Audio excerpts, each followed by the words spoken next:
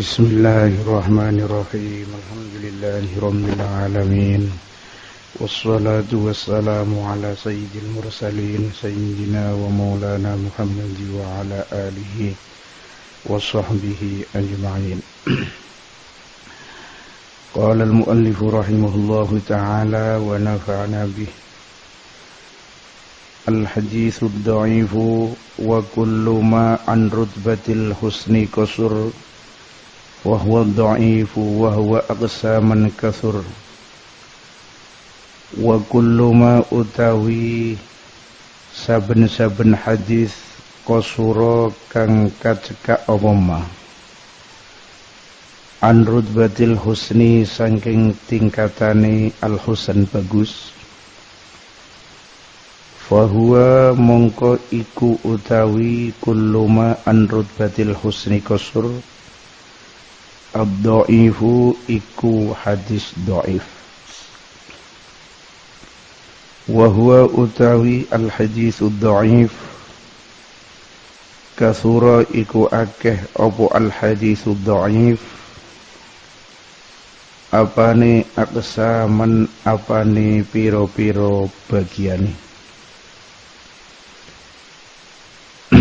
Jadi penting kalau ada hadis kok mboten gadah syurut al-qabul, mboten gadah syurut al-hadisil hasan, itu berarti dhaif. Jadi kalau ada hadis mboten ngumpulaken syarat-syarat hadis yang hasan, yakni enggak punya syarat-syaratnya hadis yang maqbul, itu berarti hadis dhaif. Lah syarat-syaratnya hasan seperti kemarin mulai dari awal yakni ittisalus sanad ila akhirih. Kalau itu salah satu kok enggak ada, berarti langsung itu berarti dhaif. Wa huwa aqsaman katsur, hadis dhaif itu sebetulnya kalau dipikir banyak sekali. Karena dalam beberapa syaratnya hasan itu kan apa istilahipun kathah, jadi kadang yang enggak ada satu, kadang yang enggak ada dua, kadang semua, berarti otomatis nanti pembagian hadis dhaif itu banyak, bukan cuma setunggal. Qala wa kullu ma an rutbatil husni qasur was-sihhati lan sah, yakni ngatuf al husni bil aula kalawan luwih utama. Artinya kalau rutbatil husni saja enggak sampai, apalagi sampai punya syurutus sihhah, nambah enggak sama sekali. Karena itu namanya bil aula. Jadi itu bukan bil ula tapi bil aula. Dari yanzil wa yanhad an rutbatil husni. Kalau dia ini turun dari tingkatannya hasan, apalagi dari yang sahih. Ai wa kullu haditsin, tegese utawi saben-saben hadis qasura kang kacekak apa hadisin wan hatta lan temurun apa hadisin an rutbatihima saking tingkatane al-husni was-sihhah, fa huwa mongko iku utawi ma kullu ma iku al-haditsu iku hadis ad-dhaifu kang abas. Wa yuqalu lan diucapaken lahu maring al-hadisid dhaif apa al-mardudu apa mardud, yani hadis yang ditolak. Li'annahu krana satuhune kelakuan iku napa naminipun la yuhtaju ora digawe hujjah apa bihi kelawan al-hadisud dhaif fil ahkami ing dalam pira-pira hukum asy-syar'iyyati kang bangsa syarak. Jadi intine tiap ada hadis sing boten memenuhi syarat al-hadisul hasan, itu dikatakan hadis dhaif atau juga dikatakan hadis mardud. Dikatakan mardud karena hadis dhaif enggak bisa dibuat hujjah di dalam ahkam syar'iyah. Masalah hadis dhaif bisa dibuat hujjah apa enggak, bisa dibuat dalil apa enggak, ala isbatil ahkam asyariyah ini ada khilaf. Khulasatul kalam indal jumhur, hadis dhaif itu kalau untuk menetapkan ahkam syar'iyah atau akidah atau tafsir itu nggak bisa. Jadi nggak bisa dibuat dasar untuk pengisbatan hukum syar'i, nggak bisa dibuat dalil untuk pengisbatan masalah akidah juga masalah tafsir. Ini nggak boleh cara jumhur.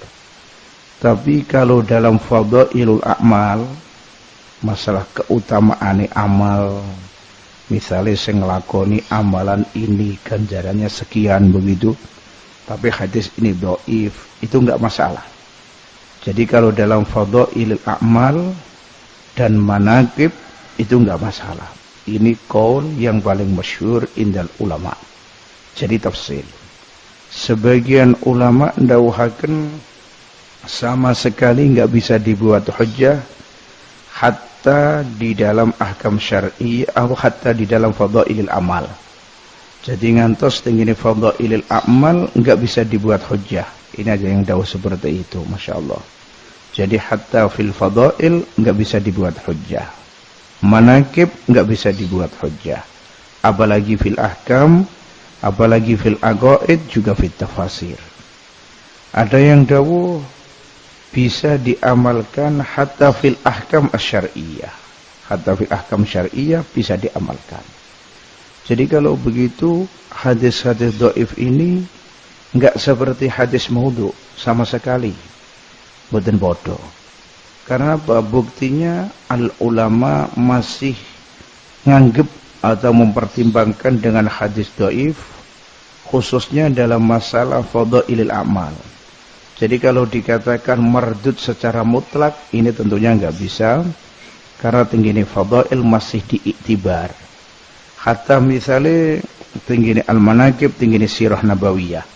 Karena itu sering di dalam sirah nabawiyah itu ada riwayat-riwayat yang dhaifah, riwayat-riwayat yang bukan sahihah.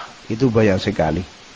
Misalnya Al-Imam Al-Iraqi rahimahullahu ta'ala mengisyarahkan wal ya'lamit talibu an-nasiyara tajma'u ma sahha wa ma qad ungkira. Jadi at-talib lazim tahu kalau sirah nabawiyah itu mengumpulkan tenggine riwayat-riwayat ingkang sahihah juga riwayat sing mungkar yang bukan sahihah. Niki kula sampaikan keranten begini. Kadang orang niku terpengaruh kalian keterangan ingkang wonten tenggine kitab sirah tapi kiyambake mboten neliti kriyen.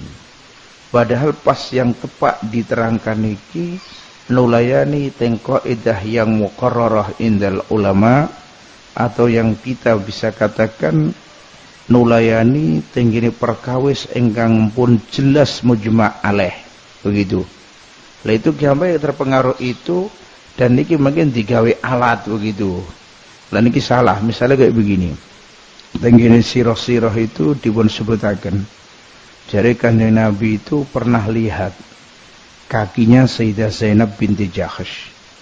Waktu itu Sayyidah Zainab masih jadi istrinya Zaid bin Harithah radhiyallahu taala anhuma.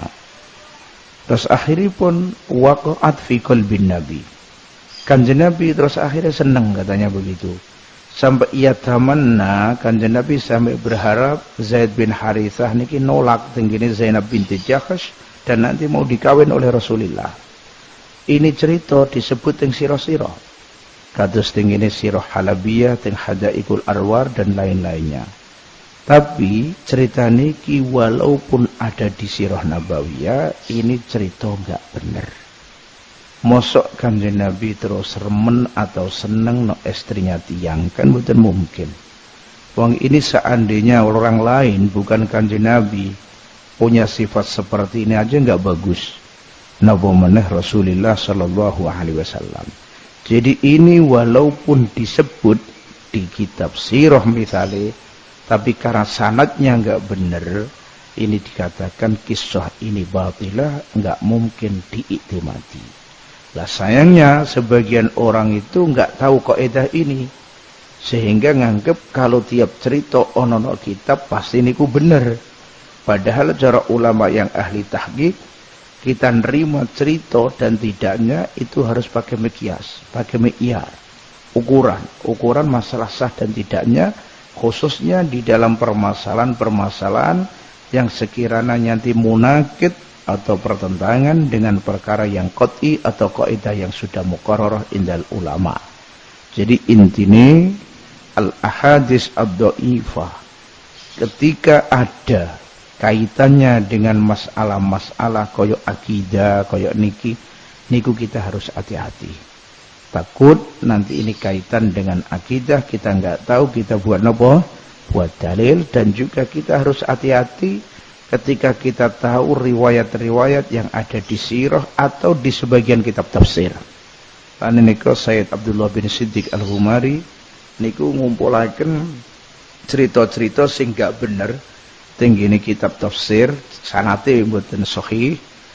Naminipun kitabipun Bid'aut Tafasir. Jadi Bid'aut Tafasir, bid'ah niku jamak bid'ah. Jadi maknanya kebid'ahan yang ada di dalam tafsir. Terus ada lagi Syekh Ibnu Abu Syahbah punya kitab naminipun Al-Mawdu'at wal Israiliyat. Al-Mawdu'at wal Israiliyat. Ini juga menyebutkan Syekh beberapa riwayat atau kisah yang ada di dalam kitab tafsir tapi yang dianggap maudhu atau batil. Kathah contoh nih, masalah perinciane Nabiullah Ayub nego, cerita macam-macam sakitnya sampai enggak karu-karuan, orang sampai lari semua misalnya, itu enggak benar. Mereka ini kita punya kaidah wajaizun fi haqqihim min aradi bi ghairi naqsin ka khafifil maradi. Kalau sampai nakes, sampai ini orang lari kabeh, ini enggak benar, kadzab. Makanya kita harus benar-benar hati-hati begitu. Dan lagi disebut noteng setunggalipun kitab nggih. Kalau kitab-kitab yang karanya bukan ahli hadis kok nyebutkan hadis-hadis yang enggak dinisbatkan, itu kita harus sangat hati-hati. Takut itu pas hadis maudhu utawi hadis ingkang batil. Dawuhipun para ulama bahwa ingkang kula sampaiaken masalah kaitan kalih ngamal kelawan hadis dhaif, cara jumhur pokoke kapan kaitan kalih fadhailul a'mal utawi sirah atau maghazi itu ulama yatasahalun, yakni ngriwayatkan atau niki enggak memperketat. Tapi kalau dalam hukum ini ulama enggak memperbolehkan. Tapi ngendikanipun Sayyid Ahmad Ibnu Siddiq dawuh teng setunggalipun kitabe. Kaidah ulama al-ahadits ad-dhaifah la tu'malu atau la yu'malu biha fil ahkam, cuman diamalno fil fadail. Itu kaidah tapi enggak sama dengan praktek. Dengan arti para ulama baik dari Syafi'iyah atau Malikiyah atau lainnya itu sering ternyata sering ngambil ahadits dhaifah dibuat dalil alal ahkam syar'iyyah. Itu dawuhnya beliau begitu. Nah, terus sebagian mutaakhirin ngumpulno beberapa ahadits dhaifah yang dibuat dalil oleh para ulama dari beberapa kalangan madhab, dari Syafi'i atau dari niki. Lah niku cobi. Jadi masalah kaidah dibilangkan seperti itu, tapi masalah praktek kenyataan bukan. Ini bisa saya melihat katanya. Saya melihat dalam kitabnya Al-Imam Ibnu Hajar Al-Asqalani, kitab Talhisul Habir. Kitab Talhisul Habir ini kitab ingkang jelasaken atau mentahrid ahadis-ahadis yang ada di dalam Asy-Syarhil Kabir begitu. Karangannya Imam Rafi'i, kitab fil fiqh. Hadis-hadisnya ditahrid oleh Al-Imam Al-Hafidh Ibn Hajar Al-Asqalani rahimahullahu ta'ala. Ternyata di situ ada beberapa hadis, banyak ini yang dhaifah, tapi dibuat dalil dalam Al-Ahkam Asy-Syar'iyyah. Begitu juga wonten kitab malih karanganipun salah satunggalipun yakni kok ya Allah ulama nahrid kitab Syarah Al-Hidayah atau kitab Al-Hidayah napa fil fiqh Al-Hanafi Juga temeriku kathah al ahadis terus ingkang dhaifah. Jadi kesimpulannya, ternyata para fuqaha itu sering menggunakan ahadis dhaifah digunakan dalam pengisbatakan ahkam syariah. Niki dawuh sing ditulis oleh Said Ahmad bin Siddiq di beberapa risalahnya. Di risalah ini, dan ini sering dinukil sama saudaranya namanya Said Abdullah bin Siddiq Al-Umari. Tapi kalau kita lihat atau kita angan-angan sedaya yang disampaikan Syekh niki itu ahadis dhaifah disebutkan oleh pengikutnya ashabil madzhab. Jadi yang nyebutkan bukan ashabil madzhabnya itu sendiri, bukan Imam Syafi'i, bukan Imam Malik, bukan. Tapi pengikutnya. Lah kalau yang nyebutkan itu pengikutnya, ini mungkin beliau menyebutkan bukan kok ala asas ini dibuat dalil dengan isbatul ahkam, tapi untuk tambah keterangan atau penguat itu aja. Jadi beda nggih. Antaranya yang menyebutkan itu yang punya madhab itu sendiri atau pengikutnya, tapi bukan ala asas ini dibuat hujjah yang pertama untuk pengisbatan ini hukum. Mulane dawuh Syekh tadi nggih ditentang kali sebagian tiang, itu bukan ke ulama yang ashabul madhab yang buat dalil, tapi ashab al-kutub ingkang mutaakhirin nyebutkan itu napa hadis-hadis setelah nyebutkan ahkam, tapi bukan itu berarti dalilnya. Ngoten wallahu alam bihaqiqatil amr. Sebetulnya yang kaitan dengan masalah hadis dhaif nggih, baik cara jumhur tadi yang tafsil itu masalahnya kathah. As-Sayyid Abdul Hayy Al-Laknawi punya kitab naminipun Al-Ajwibatul Fadilah Anil As'ilatil Asyarah. Niki menjelaskan hadis dhaif kanthi panjang lebar.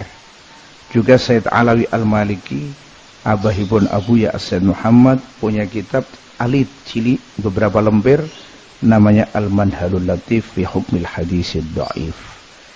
Lah ulama yang mengatakan hadis dhaif bisa yu'malu biha fil fadail, la yu'malu biha fil ahkam, itu juga menyaratkan sebetulnya, enggak angger. Termasuk syaratnya satu harus di dalam fadailul amal maklum yang kita bahas. Nomor loro enggak nemen dhaife. Kalau nemen dhaife tetap enggak bisa digunakan walau fil fadail. Misalnya salah satu rawinya ada rawi yang muttaham bil kadzib. Kalau sudah seperti ini berarti nemen dhaife. Kalau begitu enggak bisa dipakai walaupun dalam fadail. Nomor 3 harus masuk di kaidah yang ammah. Jadi isinya hadis itu paling tidak harus masuk atau cocok kali kaidah kuliah begitu. Nomor 4 harus tidak diyakini thubutu hadal hadis. Harus enggak diyakini tetap ini hadis. Kalau sudah diyakini kalau hadis ini sabit, enggak boleh. Mereka ini hadis dhaif, ulama enggak bisa mengatakan itu sabit wuruduhu minan nabi. Kalau sabit wuruduhu ya diamalkan, sudah enggak ada khilaf begitu. Niki salah setunggalipun atau syurut-syurut yang disampaikan oleh para ulama ketika nerangaken hadis dhaif bisa diamalkan dengan fadail. Wow, kalau bilang berarti hadis dhaif itu tetap lahu qimah. Ono istilah ajine mboten seperti hadis maudhu. Dan ini terbukti lagi dari Sani'i al-Ulama yang ketika para ulama ngarang kitab kata Imam Bukhari Al-Adabul Mufrad, Al-Imam Suyuti Al-Jami'us Shaghir ila akhirih, itu kitabnya juga banyak sekali diiseni hadis dhaif. Imam Bukhari tenggine Al-Adabul Mufrad lain kali Imam Bukhari ketika ngarang Sahihil Bukhari. Kalau Sahihil Bukhari memang beliau iltizam tenggine hadis yang sahih, nyanggupi begitu, enggak mau mengeluarkan lainnya. Tapi kalau Al-Adabil Mufrad karena kaitannya dengan fadail, beliau sering menyebutkan.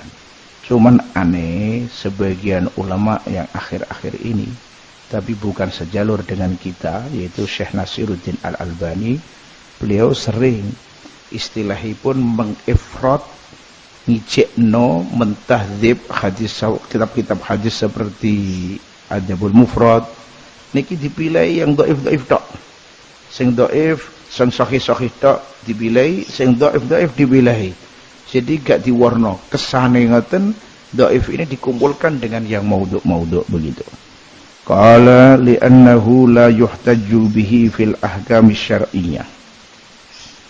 Wa huwa aqsaman ay bin nadhari tegese kelawan ningali. Ila aqsamihi maring piro-piro bagiane al hadits dhaif kathura. Iku akeh apa al hadits dhaif. Dawu aksaman iku mansub ala tamyiz. Awsalaha nekaaken ing aqsam sapa ba'duhum setengah ulama ila salasimiatin maring 381 lan 81. Wah, diperinci satu persatu sampai katanya 381 bagian. Tapi semua ini enggak ada faedahnya, la ta'ila tahtaha. Orano faedah iku maujud tahtaha ing dalam misore iki 381 atau aksam. Wa tatafawatu lan kacek kinacekan apa darajatuh piro-piro tingkatane al hadis dhaif fi dha'fi ing dalam apese bihasabi bu'dihi kelawan milang-milang adoy al hadis dhaif an syuruti sihhati saking piro-piro syarate as-sihah. Dados ngeten. Hadis dhaif sendiri itu derajatnya enggak sama. Jadi kalau semakin jauh dari syurut sihhah berarti semakin tambah dhaif. Kalau cuman sedikit yang enggak ada dari syurut sihhah berarti enggak dhaif nemen begitu. Misaluhu utawi contone al hadis dhaif iku hadisu innan nabiyya hadis innan nabiyya satuhune kanjeng Nabi sallallahu alaihi wasallam tawaddu'a iku wudu sapa kanjeng Nabi wa masahalan ngusap sapa kanjeng Nabi alal jawrabaini ing atase jawraben yakni kaos kaki kali li'annahu krana setuhune iki hadis innan nabiyya tawaddu'a ila akhirih iku yurwa diriwayataken apa hadis innan nabiyya an Abi Qaisin saking Abi Qais al-Audiyyi. Ngeten maksudipun. Wonten hadis niki hadis dhaif masyhur sampai temriki dibuat contoh oleh ulama untuk hadis dhaif. Hadis niki innan nabiyya sallallahu alaihi wasallam tawaddu'a wa masaha 'alal jawrabain. Kanjeng Nabi wudu, kemudian kanjeng Nabi ngusap kaos kaki. Zahirnya niki hadis berarti al-mashu 'alal jawrabain ini boleh. Yang kita ketahui kalau al-mashu 'alal jawrabain niki inda Syafi'iyah jelas enggak boleh. Karena apa? Karena satu, jawrab ini bukan yamna wusulal ma ila ma tahtahu. Dalam syurutul masyi alal khuffain ada syarat. Muzah ini yang dipakai, yakni khuf yang dipakai, itu harus qawi, seandainya disiram air, ini air enggak bisa nyampe ke bawahnya kecuali lewat dondomane. Ini bukan ngoten. Jadi kalau enggak bisa yamna usulal ma, ini enggak boleh diusap. Lah jawrab ini ketika disoi air kan maklum nggak bisa yamna usulal ma, alma nanti sampai ke bawahnya kan begitu. Mulane cara ulama Syafi'iyah jawrab itu bukan khuf, jadi nggak bisa dimasak. Lan lagi jawrab ini ada yang sampai al-ka'bain, ada yang enggak. Kalau dalam masuk alal khufain syaratnya al-khuf harus satirun lima halil fardi. Sampai dugi napa ka'bain sampai nutupi semua. Walhasil intine al-mashu 'alal jawrabain inda Syafi'iyah ini enggak boleh. Karena enggak netepi syuruti al-mashu 'alal khuffain. Tapi Nggih, kok ana hadis innan nabiyya sallallahu alaihi wasallam tawaddu'a wa masaha 'alal ajrabain. Ya apa iki? Dijawab oleh ulama kita ini hadis dhaif. Jadi enggak bisa diamalkan di dalam pengisbatan hukum, yaitu hukum jawazil masi 'alal jawrabain. Insyaallah begitu nggih. Tapi sebagian ulama muasirin ini jelaskan kalau hadis ini sahih dan bisa dibuat hujjah ala jawazi al-masi alal jawrabain. Sampai bilang begitu. Yaitu termasuk Al-Qasimi. Jadi Al-Qasimi yang punya kitab Mau'izatul Mukminin, juga yang punya tafsir niko, itu dawuh mashu alal jawrabain boleh. Dan beliau punya risalah khusus niki. Namanya risalah fi jawazil masi alal jawrabain.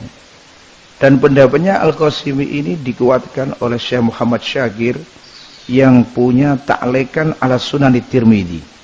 Beliau dalam hasyiahnya ala Sunan Tirmidzi menjelaskan kalau hadis ini sahih dan al-masi alal jawrabain ini boleh. Tapi ini sedaya kula aturaken nulayani tinggine madhab kita, tinggine ulama kita. Karena kalau jenengan haji kadang atau umrah, panjenengan kadang lihat sebagian orang yamsahu alal jawrabain. Srit-srit begitu dok, yamsah alal jawrabain. Ini mungkin dia mengikuti seperti Ahmad Syakir atau Al-Qasimi. Nggih, tapi cara ulama kita tetap boten kena. Dan syurutul masi wis disebut dengan ashur kutub fi madhabil Imam Asy-Syafi'i kata Safinah misalnya. Di situ mun disebutno ya apa khuf yang bisa diusap.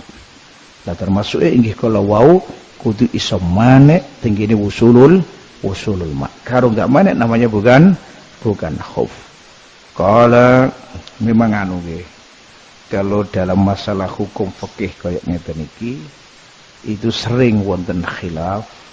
Dan kadang-kadang sebagian ulama mutaakhirin gadah penemu atau gadah pendapat yang enggak sama dengan pendapatnya ulama-ulama yang dulu, kadang begitu. Nah, kalau kita kepingin lebih hati-hati, ya wis, kita ngikuti ulama yang dulu yang sudah akwalnya mudawwanah dan maktubah fil kutub. Nah, masalah sekarang sebagian ulama begini. Nah, itu kadang-kadang ulama nyun sewu, kadang-kadang memang bukan bermadhab begitu, condong tidak bermadhab.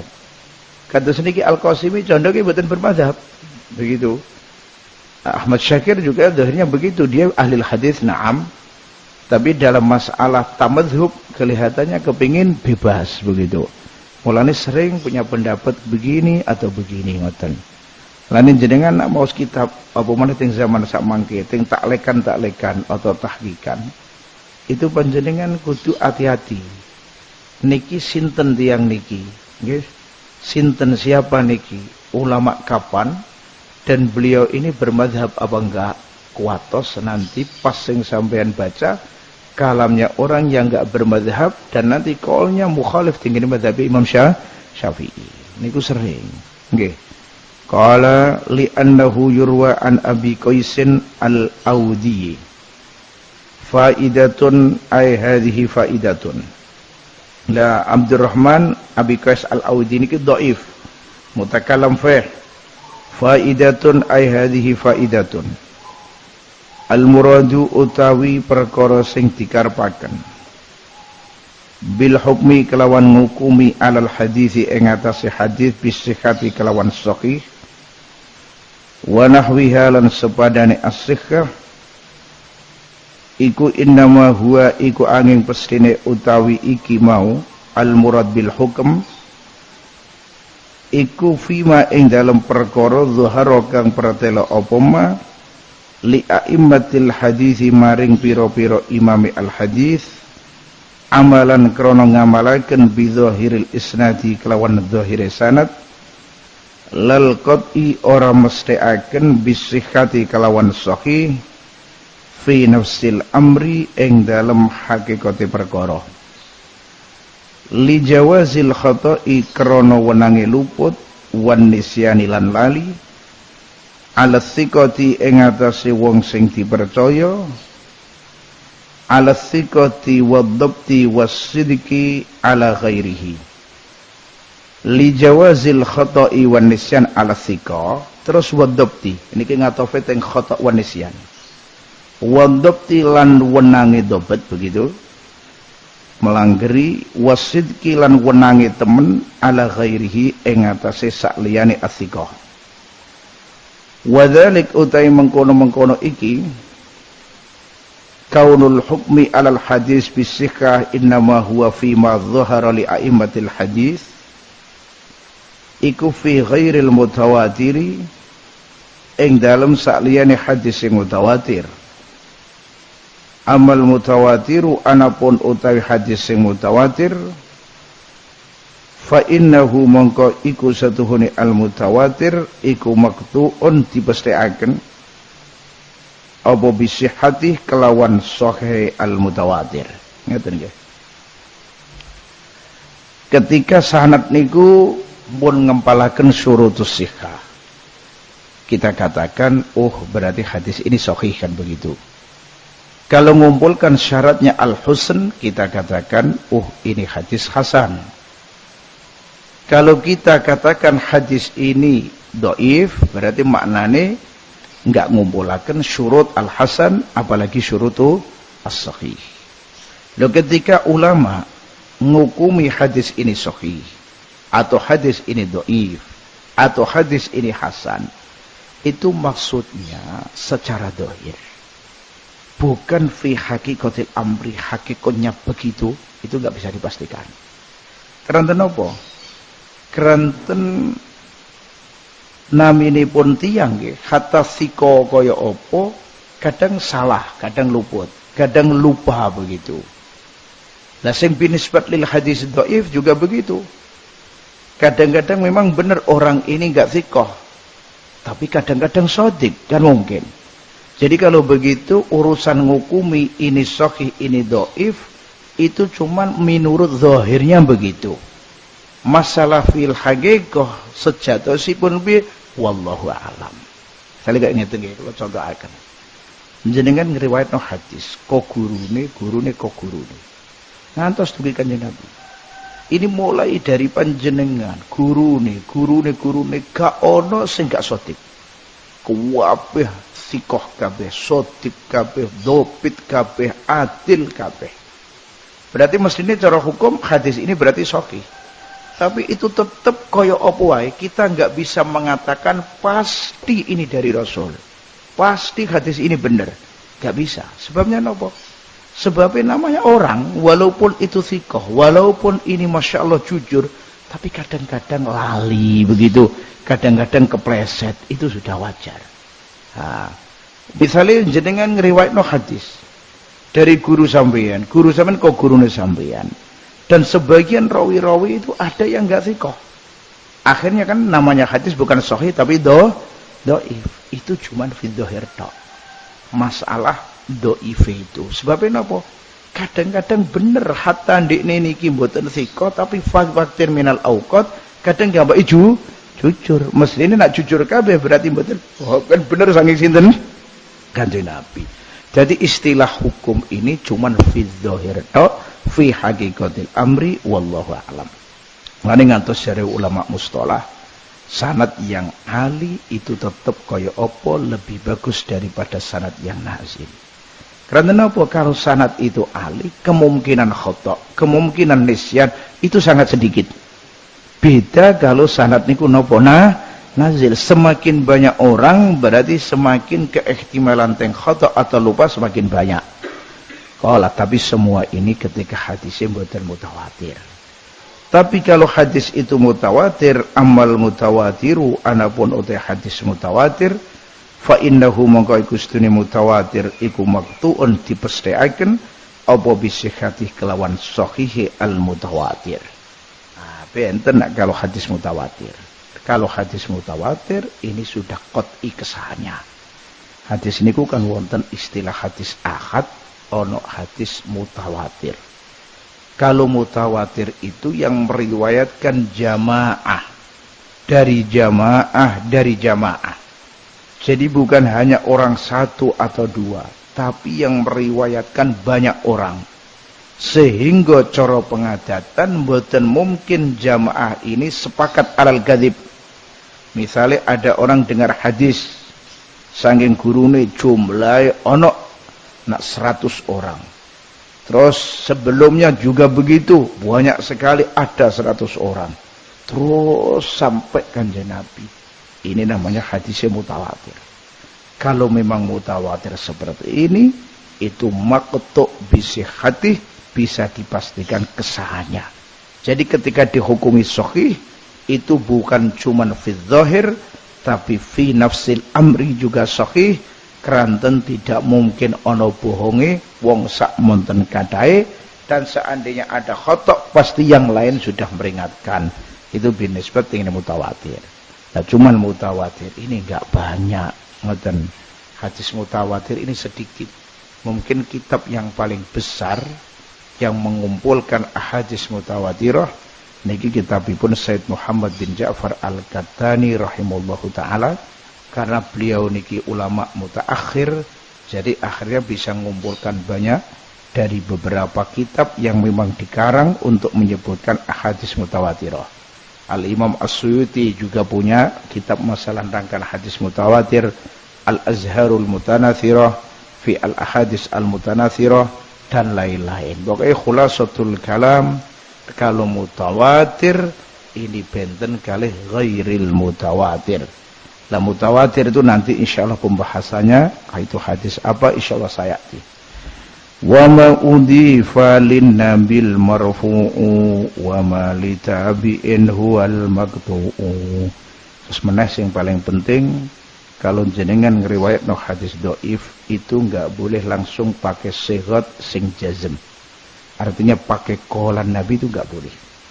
Pakainya ruwiya anin Nabi atau dzukira anin Nabi, qila anin Nabi. Istilahnya namanya sighat tamrid. Jadi enggak boleh pakai sighat-sighat yang jazm, yang mantep ini dari kanjeng Nabi. Itu kalau hadis napa? Dhaif. Qala wa ma udifa utawi al-haditsul marfu'. Wa ma udifa utawi hadis udifa kang disandaraken apa ma.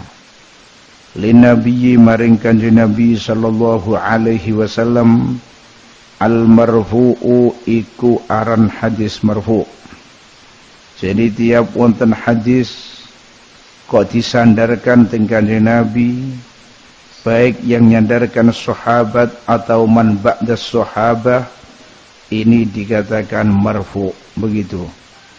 Wa ma udifa ayil hadisu tegese utawi hadis alladzi adafahu kang nyandaraken ing ladhi hadis sapa sahabiyun sapa sahabi. Sahabi niku artine wong sing pernah kumpul kali sinten kanjeng Nabi sallallahu alaihi wasallam, tapi dengan syarat ijtima'an muta'arufan. Kumpul ini ki muta'aruf. Berarti kalau muta'aruf maknane ini pun apa? Kumpule bil abdan. Kumpul awake kumpul ngeten. Berarti kalau tiang kumpul kalih kanjeng Nabi tapi mboten ijtima'an muta'arufan, kados misale kumpule para anbiya nalikane Isra Mi'raj begitu, itu berarti enggak bisa dikatakan sahabat. Syaratnya harus ijtima'an muta'arufan, ay ijtima'an bil abdan fil arab, begitu. Jadi ijtima' muta'aruf. Lah, tiang sing nate kumpul kalih kanjeng Nabi begitu, itu namanya sahabat. Thayyib. Dengan syarat kumpule waktu kanjeng Nabi masih hidup.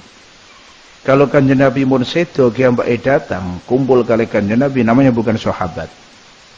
Lan malih kumpule kalian kanjeng Nabi sallallahu alaihi wasallam niki enggak disyaratkan harus lama.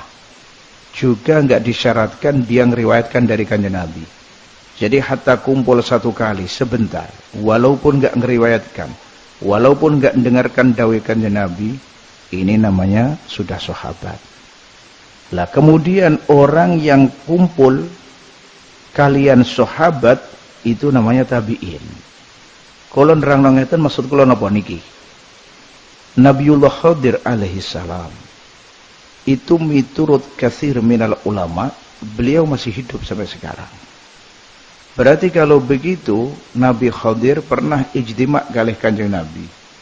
Terus ya apa? Orang yang pernah kumpul dengan Nabi Khadir apa bisa dikatakan tabi'in? Seandainya sekarang ada wali begitu, ada wali delala dikasih keramat ketemu Nabi Khadir, itu kan banyak cerita ngoten. Antos misalnya Habib Soleh terus cerita masyhur, wonten tiyang katanya bilang sama Habib Soleh, Habib kalau saya kepingin ketemu Nabi Khadir, ya tunggu sebentar datang, katanya bilang gitu.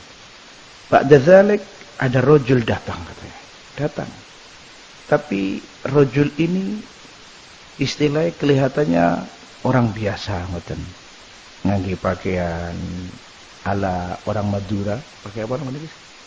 Dengut nggih lho wala bener. Wah, udah ngoten. Nah itu kan gitu, pakai baju hitam. Terus ngoten pakai baju hitam. Orang ini yang minta Habib Soleh lama nunggu. Kok nggak ada tamu yang Nabi Khadir mana? Mungkin dikira Nabi Khadir pakai jubah, pakai imamah begitu. Orang itu pulang, dia tanya nama Habib Soleh, itu sudah lama kok nggak datang-datang, katanya udah. Tadi itu Nabi Khadir katanya. Subhanallah, jadi pas datang beliau nggak tahu ini Nabi Khadir, ayah salaman nggak, diam dong. Nah, setelah pulang itu Nabi Khadir, katanya Habib Soleh. Kalau begitu berarti kan Nabi Khadir ini masih hidup. Inda katsir min aulia, niki hidup memang. Dan banyak cerita wali-wali ini ketemu itu banyak. Terus berarti apa sah dikatakan misalnya seperti Habib Soleh misalnya, yang sudah pernah ketemu Nabi Khadir, apa bisa dikatakan tabi'in? Pertanyaan niki muskilah. Muskilahnya awal begini. Ulama-ulama mulai dulu itu enggak ada yang pernah bilang atau menyebutkan Nabi Khadir itu sahabat.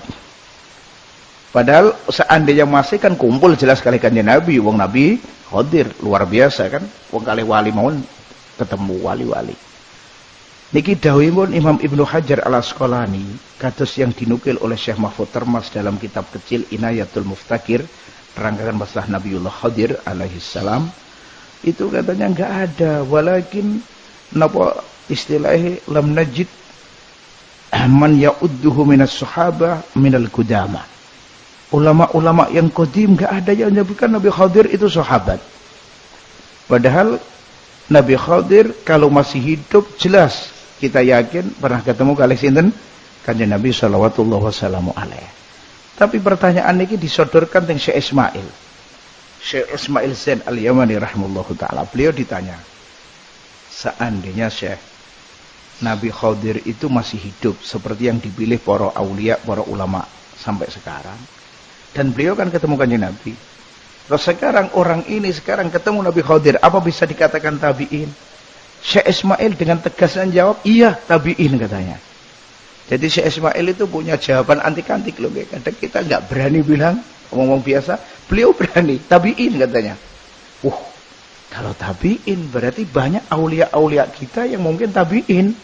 Karena cerita tentang ketemu Nabi Khadir ma'ruf, kata sangat. Abu Ya'asid rahimahullah ta'ala pernah cerita ngeten. Niki juga cerita niki menguatkan kalau Nabi Khadir itu masih. Di Mekah itu dulu wonten namanipun Sayyid Husain ibn Muhammad Al-Habasyi. Dereke sing aran napa niki Simtud Duror. Kan Ali bin Muhammad niku gadah derek di Mekah. Itu nggih ngoten critane pas teng Arafah, pas wukuf ketamonon tamu. Beliau niki Masya Allah ketika tamu niki rawuh langsung berdiri Habib Husain. Loh padahal murid-murid ini setaunya tahunnya teng Habib Husain ono tamu sapa enggak pernah berdiri. Orang besar beliau enggak pernah berdiri, ini kok ada tamu langsung berdiri. Tapi beliau diam jagong kali tamu niku. Sebelum pulang tamu niki ngasihkan wadah kecil kados singkir ngoten tapi saking lemah. Dikasihkan Habib Husain. Mun tamunya niki pulang cedet Habib Husain dawuh, itu tadi tamu Nabi Khadir alaihi salam. Katanya murid-muridnya, Syekh kok gak dawan mulai tadi, kita bisa nopo musafaha, bisa niki, katanya ngoten. Dawuhnya Habib Husain, Khadir itu datang untuk siapa? Kan untuk saya, sudah cukup antum dengan saya loh, ngoten gamane ngoten. Akhirnya Syekh Hasan Yamani murid ini matur, ini kan Yaum Arafah ya Syekh. Allah Subhanahu wa taala ngijabahi doanya orang yang minta-minta fi yaum Arafah. Jadi Habib Husain tahu ini mau minta ini gelas tadi ini jengkir. Oh iya sudah ente minta sama saya apa saja tapi jangan ini yang diminta katanya. Nah ini berarti kan jelas cerita niki nguatkan kalau Nabi Khadir itu masih hidup. Dan berarti kalau begitu seperti Habib Husain berarti tidak bisa dikatakan tabi'in. Terusannya berarti ulama yang ketemu Habib Husain misalnya lah tabi'in. Nah begitu. Masya Allah. Niki dawuhipun Syekh Ismail kayak ngaten. Wallahu alam. Syekh Ismail itu punya beberapa jawaban. Saya mungkin ulama lintu ini diam nggak berani jawab imam begitu. Atau mungkin ya apa badhe jawab. Misalnya kayak ngeten kula sanjangi mawon. Karena saya jenengan semerap pemikirannya Syekh Ismail. Lain kali ulama lintu kadang. Masalah niki, tapi niki waduh bahaya sebetulnya kalau dibilangkan sama orang-orang. Beliau ditanya, Syekh, kufar yang mawjudin fi hadil baldah, Indonesia, Pakistan, India, itu zimmi atau harbi? Jadi Syekh Ismail, harbi, sudah harbi. Langsung begitu harbi. Lah, terus ada pertanyaan timbul, kalau harbi Syekh, seandainya ada orang ngerampas ngambil anaknya haula'il kufar yang mewujud di Indonesia atau di Pakistan atau di India, atau ngambil perempuannya seperti waktu perang ditawan begitu secara kohron, itu nantilah jadi budak Syekh, jadi amat itu. Kalau yang diambil itu anak-anak masih kecil belum balik kan jadi budak. Jawab Syekh Ismail, iya jadi iya. Jadi nanti bisa abad bisa nopo amat. Misalnya panjenengan akhadh min haula'il abna wahid minhum atau bintan atau imra'atan minhum minal kuffar, tapi secara kohron lho nggih, mboten secara pacaran lho nggih. Secara pacaran kok repot, secara kohron sampeyan masuk cegat ambil keroyok gitu. Ini menurut saya Ismail jadi budak. Lah nek jadi budak malah iso-iso duwe amat piring sampeyan begitu. Niki tapi jawaban sing kula semerapi cuma sing Syekh Ismail ulama lintu mungkin milih diam. Ini juga bahaya seandainya sampean kabarkan tengene kanca-kanca sampean kok iso-iso yakhuzun amwalal kufar fid dukan finiki fitnah nak teng Indonesia. Saya itu. Dari siapa? Dari sampean cekel polisi nanti. Wah, niku repot teng Indonesia. Tapi secara hukum Syekh Ismail tegas begitu. Masya Allah. Jadi so abad, jadi amat. Lah masalah nanti akhirnya harus dibagi mitrut ghanimah atau mitrut apa begitu kan? Cuman ikut tok masalahnya. Subhanallah. Terus Syekh Ismail itu lagi punya dawuh niki termasuk enes sing kula anonimane. Panjenenganipun memperbolehkan Jum'an banyak di desa satu. Walaupun enggak ada usril ijtima'. Misalnya ini masjid, ini masjid, ini masjid. Satu desa masjid 2 atau 3. Seandainya kumpul masih bisa dan nggak ada tengkar, nggak ada apa. Ini menurut Syekh Ismail nggak apa-apa. Menambah syiar katanya beliau. Oh, lah kata sak mangke niki nyoto niki. Wong-wong sak mangke ngamal noko niki. Di mana-mana masjid banyak. Jadi satu aja sebetulnya bisa, tapi kalau dipisah nggak mau, pokoknya harus buat geger. Ini Syekh Ismail yang memperbolehkan, masya Allah. Terus di Mekah itu juga begitu, masya Allah. Jadi beliau ini punya beberapa fikrah atau istilah pendapat sing kadang beda kali ulama lintu. Masalah nyolati mayit juga tegas beliau. Terus masalah mayit niku sirahe teng lor napa teng kidul kalau teng Indonesia, oh niku langsung dikarangkan risalah sama beliau. Memang beliau itu orang faqih, alim faqih. Kula mboten nututi, tapi kula maca tulisane kathah. Tapi masya Allah beliau memang kendel lan faqih nggih. Ifta niku berani begitu.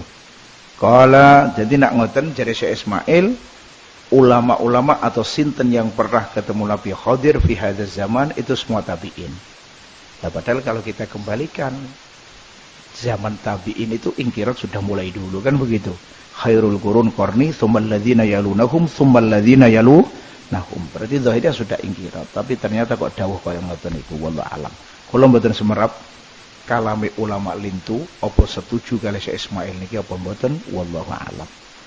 Ayil hadisu alladzi du'adafahu sahabiyun au tabi'iyun atau tabi'i, au man atau wong ba'dahuma kang sause sahabi lan tabi'i. Disandaraken lin nabi maring kanjeng Nabi sallallahu alaihi wasallam. Qaulan kana au fi'lan, iku pengucap atau pengendikan kana ono apa ma au fi'lan atau penggawean. Wa minal fi'li lan iku setengah sang fi'il penggawean at-taqriru utai takrir. Takrir itu takrirun Nabi. Jadi maksudnya takrir itu begini. Misalnya kanjeng Nabi dengar atau tahu orang yang mengerjakan sesuatu, kemudian kanjeng Nabi diam, tidak engkar, itu namanya takrir. La takrirun Nabi sallallahu alaihi wasallam ini menunjukkan kalau ma aqarrahu ini hukumnya mubah alal aqal begitu. Misalnya kayak begini. Kanjeng Nabi sallallahu alaihi wasallam tahu sahabat ini sama mengerjakan azl misalnya. Loh, kanjeng Nabi kok terus diam? Ini berarti menunjukkan kalau azl itu boleh. Itu kalau takrirun Nabi bisa menunjukkan tingginya hukum. Ngoten. Tapi kalau takrir minallah belum tentu loh, nggih. Jangan salah paham. Begitu. Ada orang mengerjakan sesuatu. Loh kok orang jantung azab misalnya begitu. Ini berarti takrirullah ini. Berarti boleh. Nggak bisa dikatakan seperti itu. Lain dengan takrirun Nabi sallallahu alaihi wasallam. Keranten kanjeng Nabi mboten ngira sukut alal mungkar. Nggak mungkin kanjeng Nabi diam ketika ada kemungkaran. Ittasala ketemu apa sanaduh, yakni sambung apa sanate ma amla atau ora. Sanate hadis tadi niku. Khobare wa ma udifa, jadi belum ada khobare, huwal marfu'u iku hadis ingkang marfu'. Fadakhala mongko mlebu al muttasilu apa hadis sing muttasil sanate, wal mursalu lan hadis sing mursal, wal munqati lan hadis sing munqati, wal mu'dal lan hadis mu'dal. Ma udifa apa iku jenenge marfa'ahu tabi'i ila nabi sing mursal, wal munqati lan hadis munqati, wal mu'dal lan hadis sing mu'dal. Munqati yani sing sanate mboten mutasil. Wa kullu ma lam yattasil bihali isnaduhu munqati'ul awsali.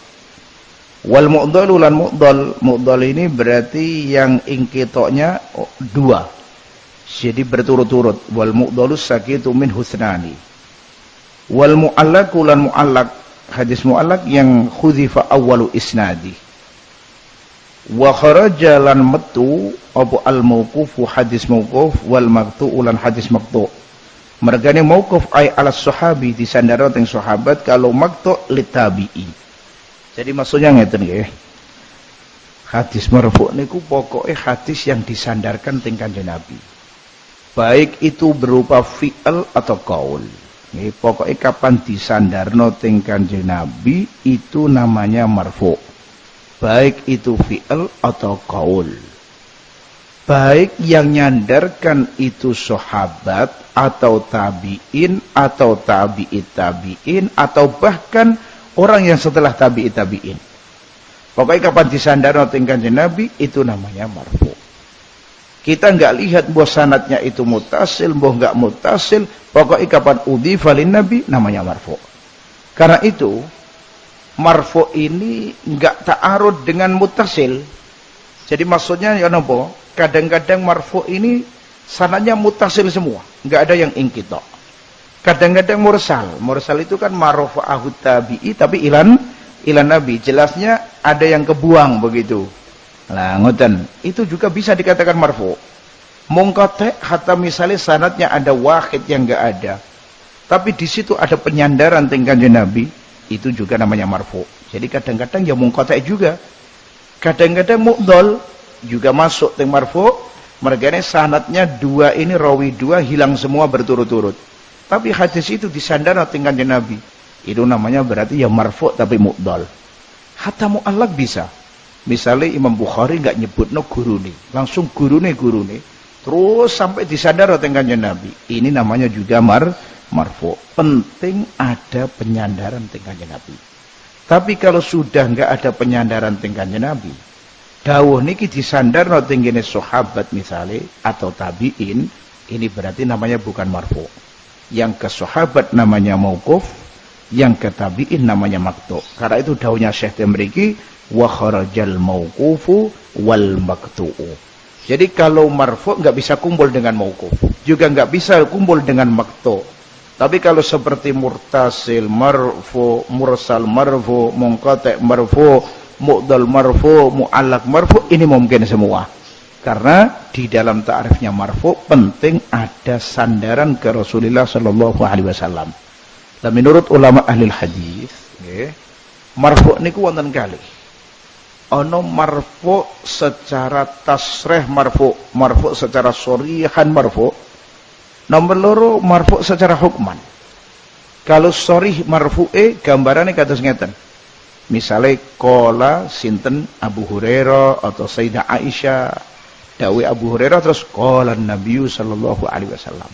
Jadi sahabat shorih ndawuhna iki sing ngendika kanjeng Nabi. Atau Abu Hurairah dawuh qala Abu Hurairah fa'ala Nabi sallallahu alaihi wasallam kada wa kada. Kanjeng Nabi nglakoni niki. Itu shorih langsung penisbatan atau penghidofaan maring kanjeng Nabi. Fi'il ini dilakoni kanjeng Nabi. Sing ngendikane langsung sahabat. Secara shorih disandar teng kanjeng Nabi.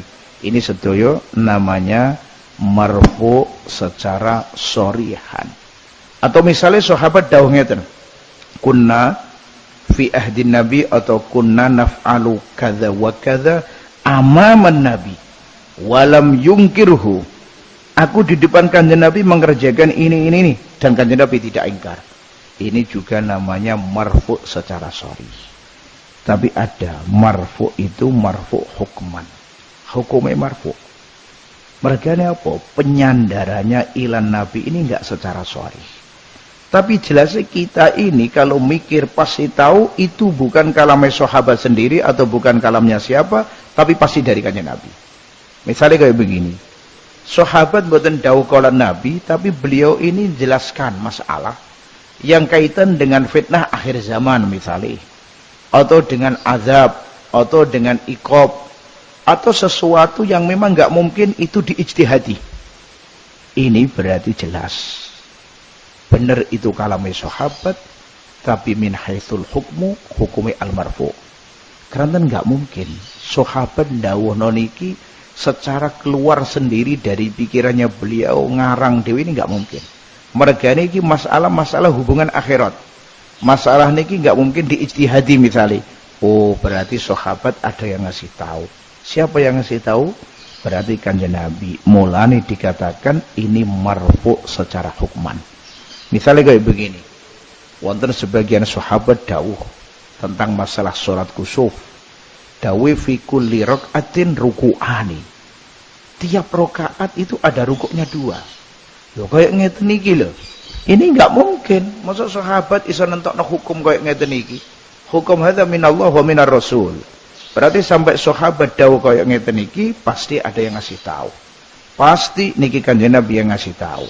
Oh bener dawuh niki enggak langsung disandarno teng kanjeng Nabi, tapi lahu hukmur raf'i. Tetap dikatakan marfu secara hukman.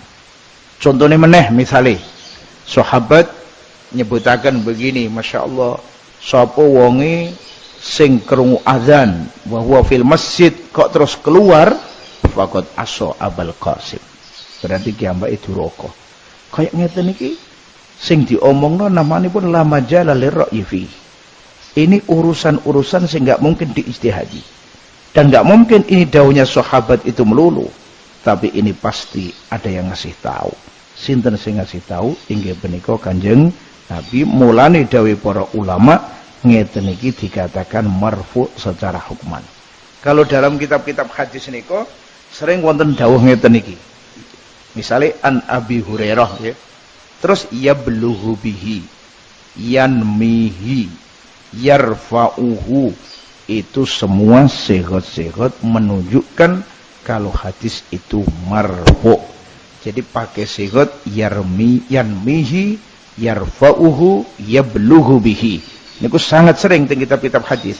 Jadi maksud kula begini, yang bisa dikatakan marfu itu bukan hanya sharih pakai qala, sahabat dawuh qala nabiyyu begitu, atau langsung zakarun nabi misalnya, enggak harus seperti itu. Hatta misalnya sahabat cuman dawuh yanmihi yarfa'uhu, itu sudah bisa menunjukkan kalau hadis ini marfu. Qala wa summiya lan diarani opo al marfu. Bidzalika kelawan mengkono-mengkono al marfu, mergane lirtifai rutbatihi, krana luhure pangkate iku marfu. Sebabe nopo? Sebabe biidhafatihi, kelawan sebab oleh kasandarakan al hadisil marfu lin nabiyyi maring kanjeng Nabi sallallahu alaihi wasallam. Hadis marfu itu mengapa kok dikasih nama marfu? Manane marfu kan diluhurno, nggih. Keranten hadis marfu itu marfu tingkatane sebab disandarno teng kanjeng Nabi sallallahu alaihi wasallam. Mulane pantes dikatakan itu marfu wa summiya bidzalik lirtifa'i rutbatih wallahu taala alam bissawab. Al-Fatihah.